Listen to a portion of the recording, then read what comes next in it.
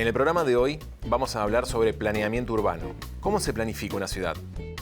Para esto vamos a charlar con Miguel Rodríguez. Él es docente investigador de la Facultad de Arquitectura, Diseño y Urbanismo de la Universidad Nacional del Litoral. Se especializa en las temáticas de planeamiento urbano y de internacionalización. Te arranco con la pregunta más básica que al mismo tiempo me imagino es la más amplia. ¿Qué es el planeamiento urbano? Bueno, es una pregunta muy interesante.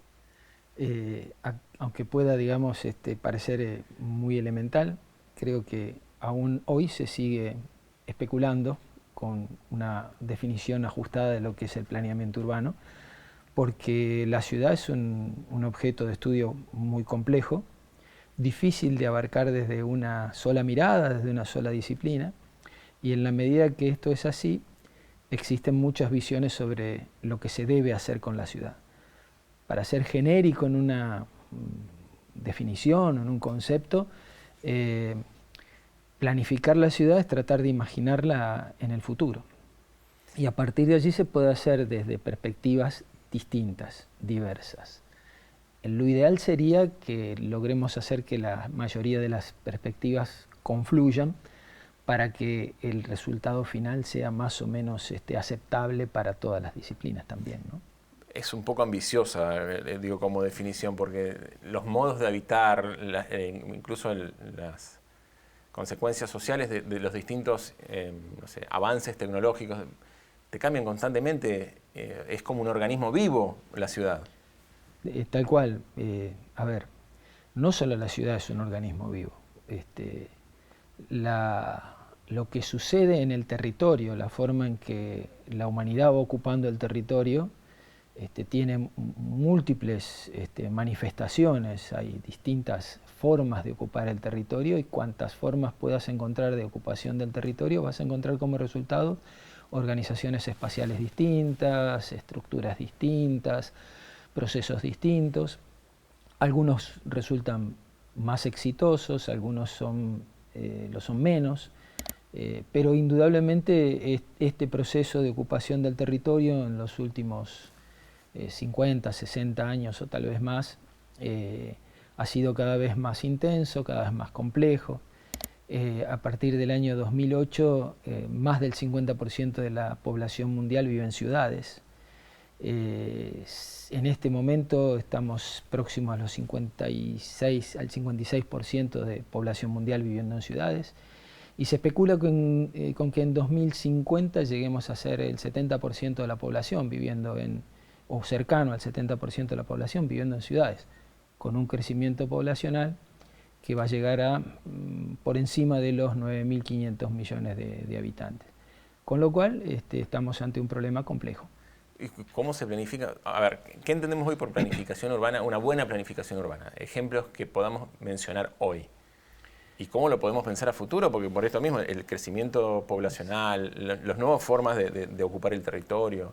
¿Cómo se piensa hoy eso? Siguiendo la misma lógica de lo que dije antes, una planificación exitosa sería aquella que permita que el resultado obtenido coincida con el resultado esperado, digamos. Uno cuando planifica, imagina un escenario futuro al cual quiere llegar y toma una serie de decisiones que supone que lo orientan hacia ese resultado, que le permiten alcanzar, conseguir unos resultados esperados, unos objetivos esperados. Y en la medida que eso suceda, uno va a estar en presencia de un caso exitoso. Eso es lo que después ocupa gran parte de las publicaciones de la disciplina, mucha prensa, y como hay un componente político fuerte, también estas cuestiones se suben rápidamente a la agenda pública, a la agenda política, y los buenos administradores hacen gala de su éxito, digamos.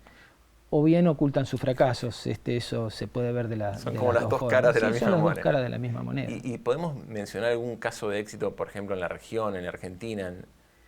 Porque todos sabemos que una de las ciudades planificadas fue La Plata, pero ¿es un caso exitoso? A ver, mientras se cumplieron las previsiones del plan original, cuando uno dice una ciudad planificada es donde no había nada, había que hacer una ciudad. Porque hay muchas ciudades planificadas. Esta es un caso particular como puede ser Brasilia, se planifica ex novo, no hay nada y se planifica algo. Bueno, en alguna medida, algunos logros consiguió ese primer intento en la época de Dardo Rocha. Por eso mereció reconocimientos y demás. Y luego, bueno, hoy la ciudad de La Plata tiene los mismos problemas o más problemas que tiene cualquier otra ciudad argentina, ciudad pampeana o como querramos clasificarla. Lo mismo podríamos decir de Brasilia, el proyecto original de Niemeyer, Acosta y demás. En su momento fue un proyecto paradigmático, seguido, venerado por toda la cultura urbanística mundial, y después de un tiempo empezamos a encontrar que no todo era oro lo que brillaba. Y bueno, eso es lo que sucede en la mayoría de las profesiones y de los enfoques disciplinares. Hay una expresión tragicómica de Frank Lloyd Wright que decía, bueno, los médicos entierran sus fracasos, nosotros los arquitectos tenemos que pasar enfrente todos los días. Eso es así. Los fracasos de la planificación urbana generalmente quedan expuestos, al menos por un tiempo prolongado. Esa es la realidad. Hay casos exitosos, hay casos... Digo, a favor de la arquitectura, se pueden corregir. Sí, Digo, claro. Una vez que lo enterraste del médico ya... Bueno, hay algunos casos que se pueden corregir, hay otros que hay que, digamos, tirar las cosas abajo y volver a hacer. En ese nivel está la corrección. Hay de todo, ¿no? Todas las disciplinas tenemos nuestros claros oscuros, nuestros éxitos y nuestros fracasos. Eso es ineludible. Pero bueno, yo decía que esto del éxito siempre es un éxito relativo.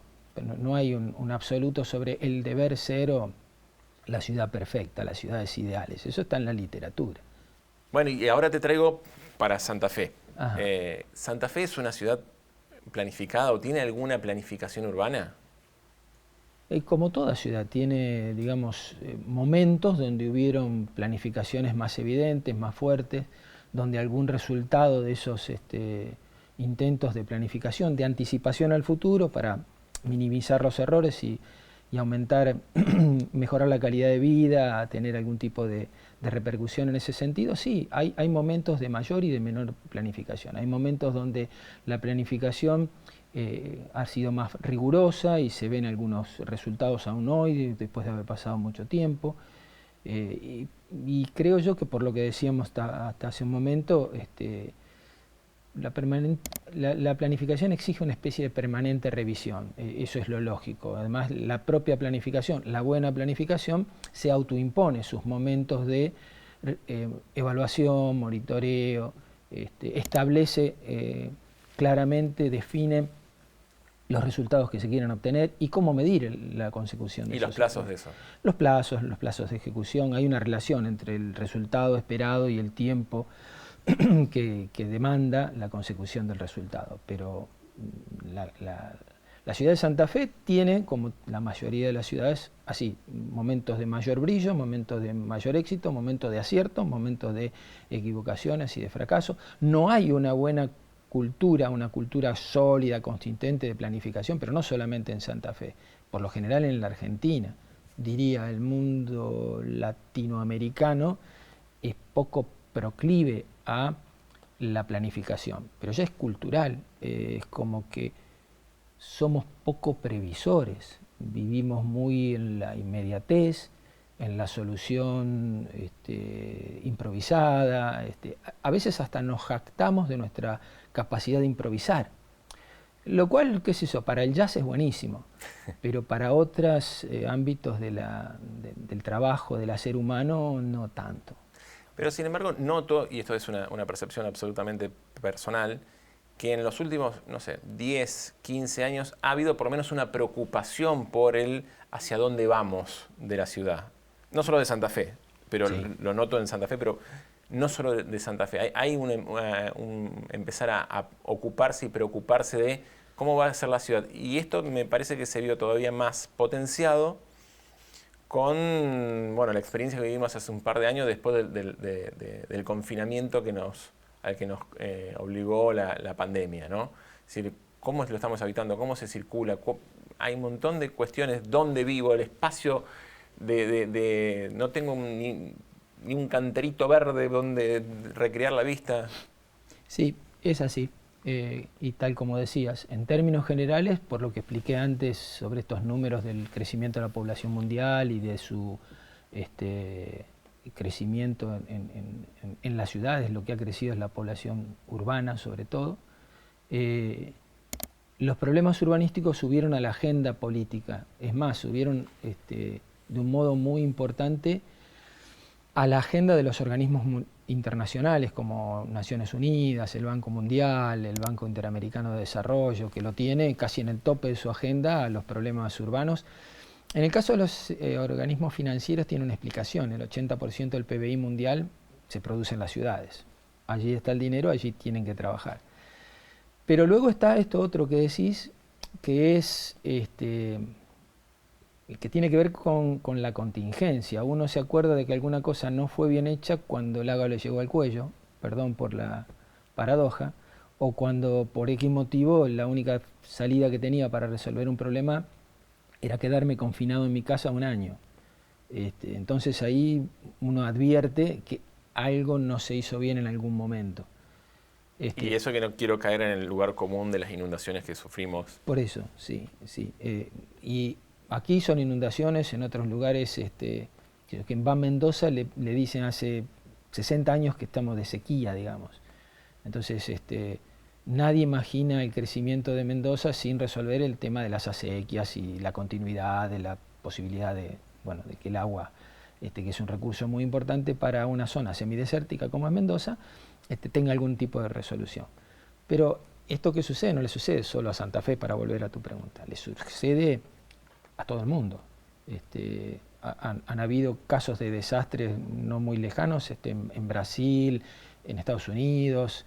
En Estados Unidos uno se acuerda de estos problemas cuando suceden los huracanes o las grandes inundaciones, y en Europa pasa exactamente lo mismo. O sea, ese es el gran desafío de la planificación, ¿no? La capacidad de tener instalada una cultura de la previsión que no se aprende en la universidad, eso se aprende en casa, digamos, para quienes somos la mayoría aquí en nuestra región descendientes de europeos, y hay algo que destacamos de ese origen, es que los europeos tenían más instalada la cultura de previsión y por ende guardaban para cuando no hubiera, mejoraban para vivir mejor en el futuro. O sea, todo ese tipo de cosas. A ver, hoy esto es ya más bien un debate teórico, hasta por ahí filosófico también. Nosotros salimos de la modernidad donde la planificación era la llave del éxito. Entonces el moderno era el tipo que tenía en mente cambiar el futuro, mejorarlo. Y en la contemporaneidad las cosas son líquidas, como dice Bauman. Si hoy no es por aquí, es por otro lado. Entonces la planificación empieza a perder esa centralidad que tenía en otra etapa, ¿no? No quiero meterme en un debate filosófico porque no creo que esté a la altura, pero a lo mejor en esa misma discusión el moderno tenía las variables más controladas. En esta contemporaneidad, como vos decís, a lo mejor la planificación está justamente en no controlarlas, sino preverlas a esas variables. Y decir, bueno, si esto cambia para este lado, yo tengo que si el crecimiento de la población es hasta este porcentaje, a lo mejor puedo manejarlo de esta manera. Si es más... La reflexión nos va a hacer meternos en un berenjenal, pero sí, es así. A ver, para la contemporaneidad no es que no se confíe en la planificación. Se le da otro valor y otro lugar a los imponderables, aquello que no estaba dentro de lo que se esperaba, a la posibilidad del fracaso que ha encontrado hoy por hoy en muchos ámbitos de la actividad humana una resignificación. Entonces, hay mucho menos miedo de equivocarse, hay por lo tanto cierta predisposición a la innovación independientemente del riesgo. Entonces no es que no hay planificación, hay una planificación con otros parámetros, con otros valores, con otros fundamentos teóricos y ahí sí, filosóficos, ideológicos, que intenta. Escuchaba hace poco tiempo un pensador que decía lo que hacemos los seres humanos es pasarnos la vida evitando el sufrimiento. Bueno, la planificación es un poco para eso, mejorarte la vida es evitarte de alguna forma el sufrimiento. Con una particularidad, cuando es una planificación urbana, que es la ciudad es un organismo muy complejo y la dimensión pública es muy importante, esa elusión o posible elusión del sufrimiento requiere de ciertos acuerdos colectivos y demás, ¿no? Bueno, y por eso los desafíos y lo desafiante que es planificar una ciudad. Pero va por ahí, digamos, en este momento va por ahí. En distintos momentos de la charla hacías referencia a otros países, a otras latitudes, que claramente también tiene que ver con tu rol como en el área de internacionalización. ¿Cómo es esa comparación? Digo, has tenido la posibilidad de trabajar con otros profesionales y de ver otras realidades. ¿Cómo es esa diferencia con, vos decías, los latinoamericanos estamos hasta en cierto grado orgullosos de no prever, mientras que en Europa hay una tradición mucho más fuerte en esto de planificar? ¿Qué me podés contar de esas diferencias? Sí, en realidad yo diría que los latinoamericanos estamos orgullosos de nuestra capacidad de improvisación, que es distinto a no prever, pero no importa. Hay contrastes y los contrastes son inocultables porque el resultado físico-espacial es justamente lo que te hace ver que algo distinto se hizo en un lugar o en el otro, o se viene haciendo desde hace más tiempo en un lugar que en el otro, porque son distintos, son claramente distintos, porque reflejan historias distintas, sociedades distintas, complejidades distintas. Nosotros desde la arquitectura nos arrogamos cierta privilegio, cierto lugar de centralidad a la hora de mirar la ciudad o la planificación urbana o la proyectación de la ciudad, porque el resultado espacial es muy importante y esa es materia de estudio de la arquitectura. Pero detrás de todo eso hay una enorme cantidad de complejidades. Entonces, para poder comparar, hay que poner eso en la comparación. Los procesos de ocupación del territorio, de urbanización en el mundo occidental, en el hemisferio norte desarrollado, si bien hay matices, son más o menos parecidos, pero son muy distintos a lo que sucede en Sudáfrica, en África, a lo que sucede en Asia. Y bueno, por eso la universidad promueve mucho esta idea de internacionalizar la educación superior, porque es una respuesta ineludible a lo que hoy se llama globalización, es decir, ante un mundo absolutamente interconectado, interrelacionado, donde estornudan en el hemisferio sur y nos resfriamos todos en otro lado. Bueno, hay que estar a la altura de las circunstancias. Y lo que nos permite eso, la internacionalización, es estar atento a lo que sucede en otros lugares, poder compararnos y de esa manera tratar de mejorar lo que hacemos, copiar lo que es bueno en otro lado, intentar emularlo. Bueno, eso es un poco la lógica, ¿no? Intercambiar con alguien que ya ha transitado otros caminos que nosotros tenemos que transitar ahora, o bien al revés, tratar de contarle a otro lo que nos salió bien para que lo pueda tomar como referencia.